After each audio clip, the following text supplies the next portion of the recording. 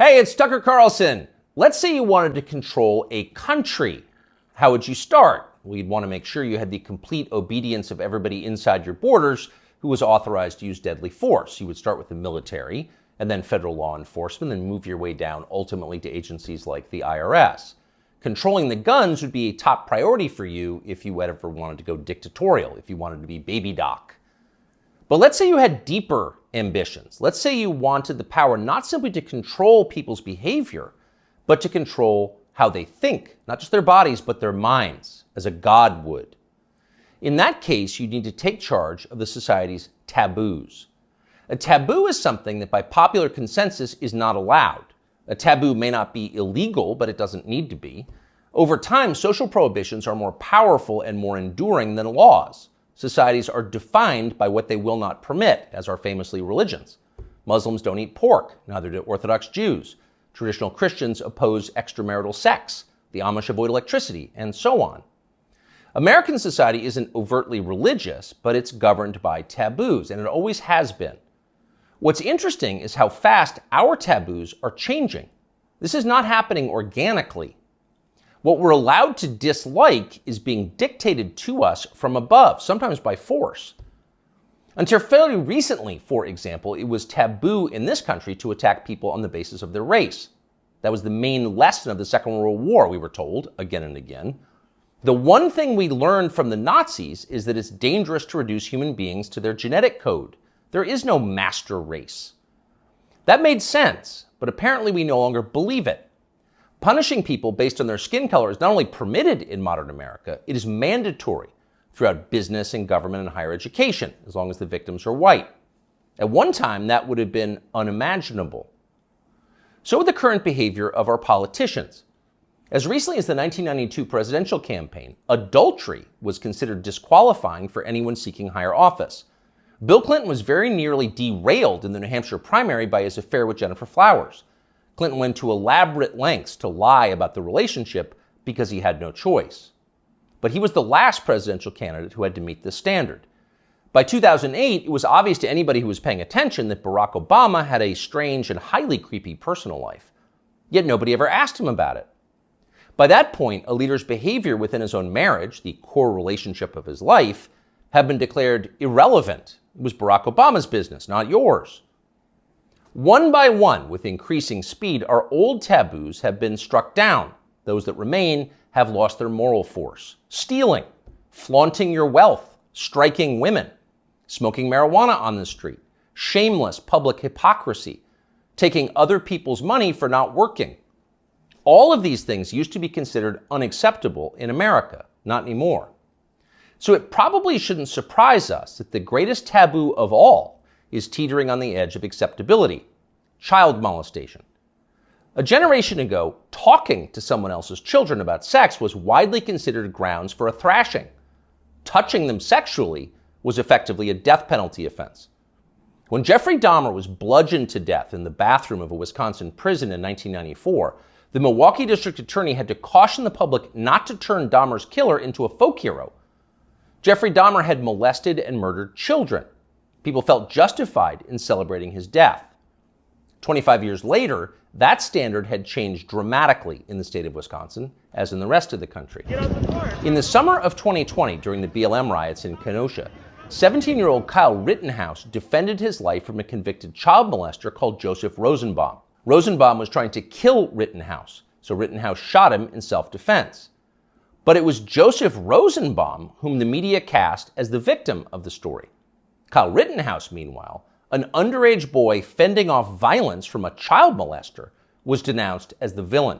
Ultimately, he was indicted for murder. One of the things that this tells us is the people who run our country no longer see child molesters as the worst among us.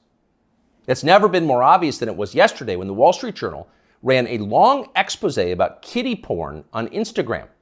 Instagram, the journal found, quote, helps connect and promote a vast network of accounts openly devoted to the commission and purchase of underage sex content. Instagram connects pedophiles and connects them to content sellers of child pornography. In one instance, the paper discovered that Instagram was recommending the phrase incest toddlers to users who'd expressed interest in similar material.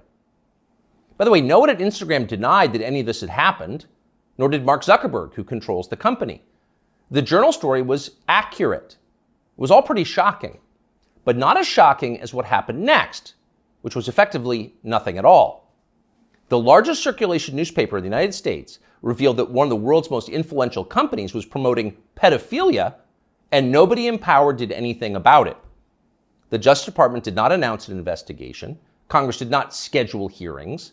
The guy who runs Instagram, Adam Mosseri, still has his job. In fact, Mosseri's last tweet, which is pinned, is a video of himself bragging about how effective Instagram's algorithm is. Keep in mind as you watch this, it's real.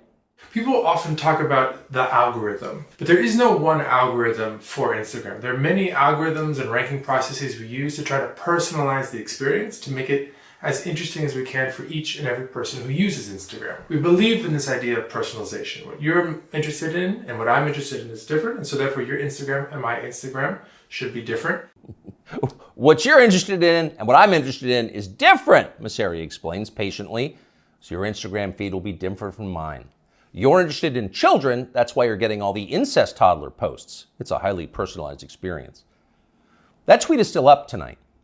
Of course, everybody at Instagram, in fact, everyone everywhere in authority, will still claim to think that child molestation is bad, but the tone has changed unmistakably.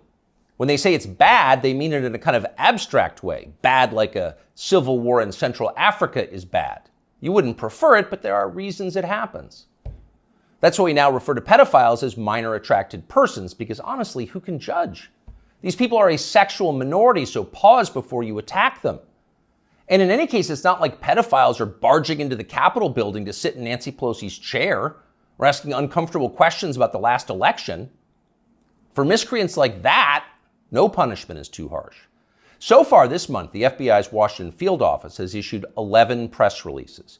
10 out of 11 have been about January 6th. Keep in mind that January 6th happened more than 2.5 years ago. Now you know why the feds were ignoring kid touchers on Instagram. They're too busy to respond. They've got much more important things to do, like finding white supremacists. White supremacists are America's new child molesters. We've got zero tolerance for white supremacists because no one threatens the life of this country more than they do. Here's Joe Biden once again making that very clear last month. To stand up against the poison of white supremacy, as I did my inaugural address, to single out as the most dangerous terrorist threat to our homeland is white supremacy.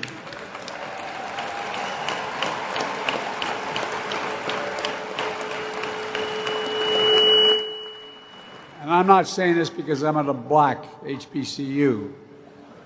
I say it wherever I go.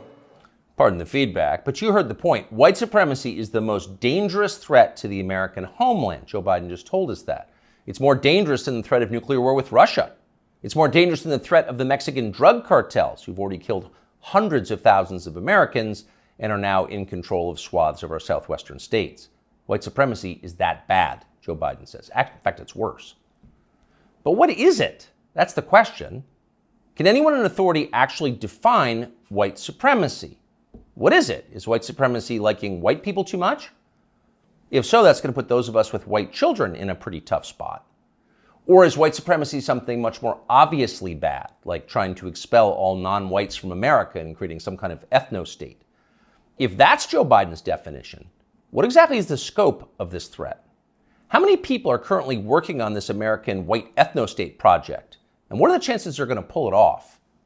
Our guess is not very many and precisely zero. But we can't say for sure because no one has showed us the numbers. These are not rhetorical questions. When the President of the United States describes something as the worst possible crime Americans can commit, you have a right to know what that crime is. You used to have that right.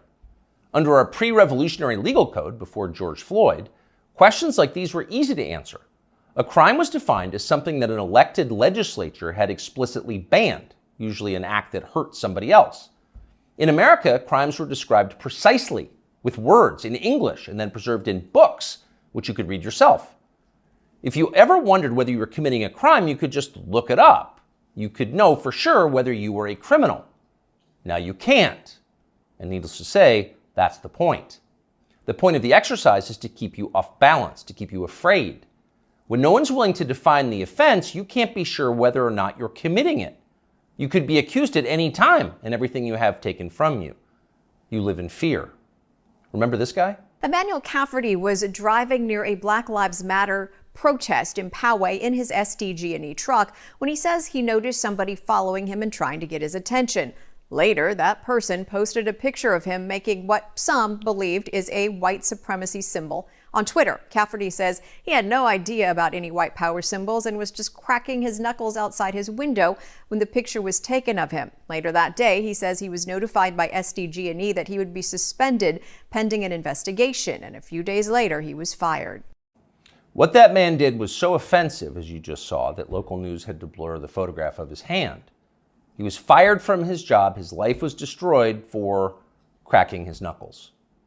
He didn't know cracking his knuckles was racist in his defense, but then nobody did until the day that poor Emmanuel Cafferty was unwise enough to crack them. When a crime has no definition, anyone can be guilty of it. It's hard to relax in a country like that. The old system was better. Government operated on the basis of laws, not amorphous moral terror. Politicians couldn't accuse you of something they couldn't define. The legal code was straightforward. Child molestation was a crime. Having unfashionable opinions was not. Outside of the public sphere, the population mostly governed itself, as it does in every society, and used taboos to do it. You knew what was allowed and what wasn't because the rules didn't change very often. The taboos were organic. They derived from collective experience and instinct, the two most reliable guides to life. They evolved for a reason. They still do. Our job at this point is to protect them, despite the hectoring, the nonstop hectoring from the people in charge. You know the outlines of right and wrong. You're born knowing them. So don't let them talk you out of what you can smell.